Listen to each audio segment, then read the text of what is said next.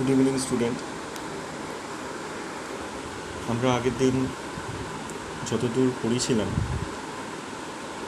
তারপর থেকে আমরা স্টার্ট করছি।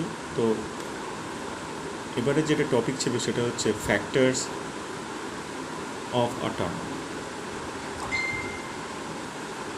তো যদি আমরা এই এক্সপ্রেশনটাকে কনসিডার করি 4x + 5y - 10z, তাহলে আমরা আগের দিন পড়েছিলাম যে কোনো একটা অ্যালজেব্রিক এক্সপ্রেশনের টার্ম থাকে, সেই টার্মগুলো হচ্ছে এখানে 4x, 5y, 10x। এবার যখন আমরা আস্তে আস্তে গ্র্যাজুয়ালি হায়ার স্টাডিজ করব, তখন থেকে আমরা জানতে পারবো যে অ্যালজেব্রিক মানে সাবস্ট্রাকশন অ্যাকচুয়ালি একটা অ্যালজেব্রিক সাম।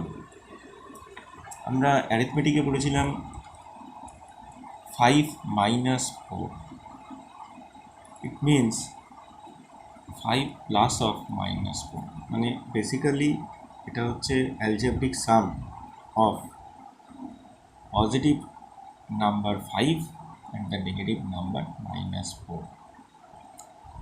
সো প্রত্যেকটা টার্মে লেফট হ্যান্ড সাইডে যে সিম্বলটা থাকবে সেটাই হচ্ছে তার সিম্বল। তাহলে এই অ্যালজেব্রিক এক্সপ্রেশনটার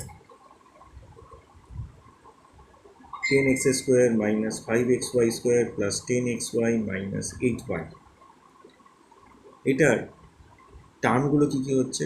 10x² হচ্ছে first term, -5xy² second term, +10xy third term, -8y এটা হচ্ছে ফোর্থ টার্ম। এইবার এখানে ফ্যাক্টরস, তাহলে ফ্যাক্টরসগুলো কি? প্রথমে ফ্যাক্টরস আমরা জানি।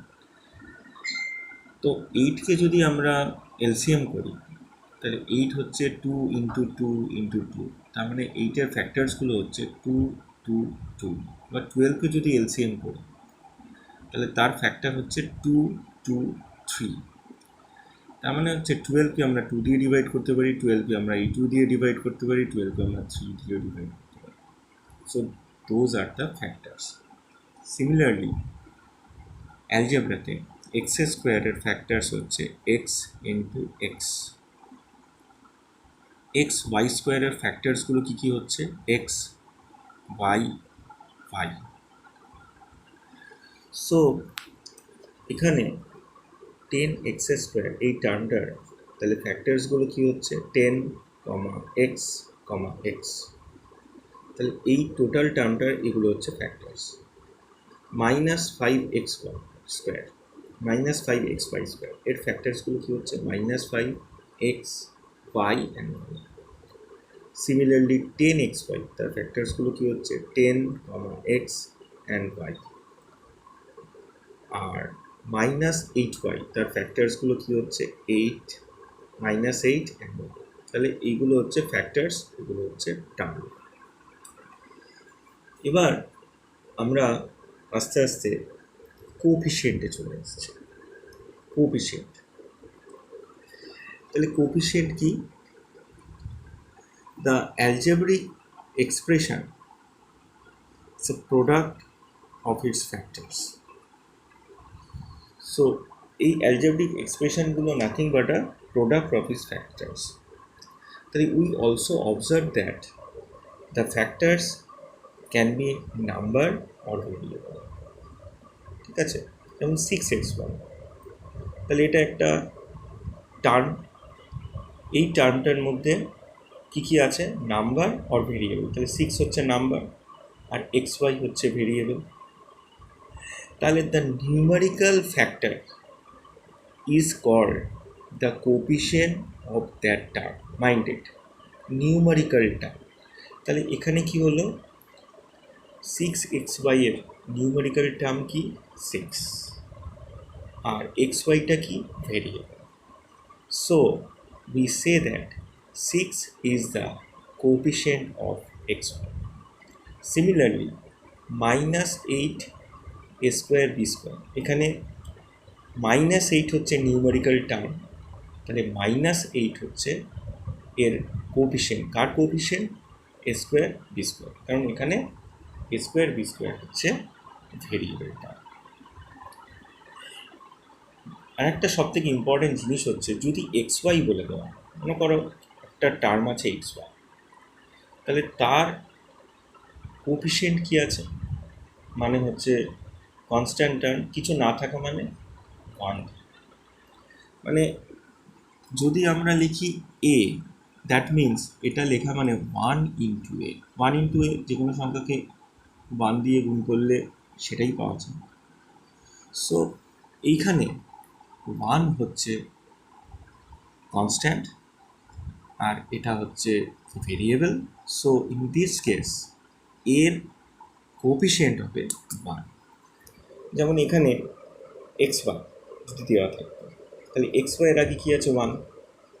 তাহলে সেই ক্ষেত্রে এক্স ওয়াই হচ্ছে এর ভেরিয়েবল টার্ম অ্যান্ড 1 হচ্ছে এর কনস্ট্যান্ট। সিমিলারলি -ab যদি থাকতো তাহলে -1 হতো, কারণ আমরা কি জানি, যদি আমরা -a লিখি তার মানে কি -1 × a। তাহলে এখানে কি হচ্ছে, এইটা হচ্ছে -1টা হচ্ছে কি কনস্ট্যান্ট, এটা হচ্ছে ভেরিয়েবল। তাহলে এখানে কি হলো, -1 যেহেতু কনস্ট্যান্ট টার্ম, তাহলে এর কোএফিসিয়েন্ট হচ্ছে কি -1 -1 হচ্ছে এর কোএফিসিয়েন্ট। তাহলে এই কোএফিসিয়েন্ট চ্যাপ্টার মোটামুটি আমাদের ক্লিয়ার হলো। এবার আমাদের যেটা আছে সেটা হচ্ছে ডিগ্রি অফ অ্যালজেব্রিক এক্সপ্রেশন। তাহলে এখানে কী বলছে, look at the following algebraic term -5x², 4x³ y², এই এক্সাম্পলগুলো দিয়েছে। তাহলে আমাদের প্রথম দেখতে হবে যে হায়েস্ট পাওয়ার কী আছে। তাহলে -5x² এর হায়েস্ট পাওয়ার আছে 2। তাহলে এখানে এই টার্মটার পাওয়ার কি হচ্ছে, highest power of variable. Second term যেটা আছে 4x³ y², তাহলে এখানে দুটো ভেরিয়েবল আছে, একটা হচ্ছে এক্স ওয়াই। তাহলে সেই ক্ষেত্রে যেহেতু দুটো ভেরিয়েবল আছে, the power of X is equal to 3 and power of Y is equal to হচ্ছে 2। তাহলে সেই ক্ষেত্রে আমাদের ডিগ্রি অফ দ্য ভেরিয়েবল হবে এখানে 5, কারণ এই ক্ষেত্রে দুটো পাওয়ার যোগ হয়েছে। Clear? Degree of the variable তাহলে হবে 5। কেন? কারণ এই এক্সপ্রেশনটার দুটো ভেরিয়েবল এক্স ওয়াই, তাহলে এক্সের পাওয়ার কিউব আর ওয়াইয়ের পাওয়ার স্কোয়ার। তাহলে সেই ক্ষেত্রে এক্সের পাওয়ার 3 আর ওয়াইয়ের পাওয়ার 2, এই দুটো যোগ হয়ে আমাদের টোটাল এই টার্মটার পাওয়ার হয়ে যাবে হচ্ছে 5। তার মানে কী হলো, 4x³ y² পাওয়ার হচ্ছে 5। ক্লিয়ার? তাহলে প্রথমে এই এক্সাম্পলগুলো দেখা যাক। 4x² + y, তাহলে এটা একটা এক্সপ্রেশন। তাহলে আগের জিনিসটা সম্বন্ধে আমরা একটুখানি চিন্তা করিনি। এটা তাহলে কী টার্ম? এটা হচ্ছে বাইনোমিয়াল। কেন? আমরা আগে পড়েছিলাম যে যখন এই অ্যালজেব্রিক এক্সপ্রেশনের দুটো টার্ম থাকবে, তাহলে সেটাকে বলা হচ্ছে বাইনোমিয়াল। তাহলে প্রথমে আমাদের এটাকে কি হচ্ছে, 4x² + y, এটা কি, একটা বাইনোমিয়াল। তাহলে এই বাইনোমিয়ালটা ডিগ্রি কত? তাহলে highest power of the variable. তাহলে এখানে ভেরিয়েবল কত, এক্স আর ওয়াই, তাদের মধ্যে হায়েস্ট পাওয়ার কোনটা? 4x², x² হচ্ছে হায়েস্ট পাওয়ার। সো এখানে ডিগ্রিটা হবে 2। আচ্ছা, দুটো জিনিসের মধ্যে যেন কনফিউশন না হয়ে যায়, সেটা হচ্ছে 4x² + y, তাহলে এখানে হায়েস্ট পাওয়ারটা কিন্তু হচ্ছে 2, কারণ ওয়াইয়ের পাওয়ার হচ্ছে 1 আর এক্সের পাওয়ার হচ্ছে 2। তাহলে এই দুটোর মধ্যে কম্প্যারিজন করলে হায়েস্ট পাওয়ার আসে 2। কিন্তু যখন এই এক্সপ্রেশনটা 4x² y হয়ে যাচ্ছে, মানে এই অপারেটরটা প্লাস নয় ইন্টু হয়ে যাচ্ছে, তখন কিন্তু এই পাওয়ারগুলো যোগ হয়ে যায়।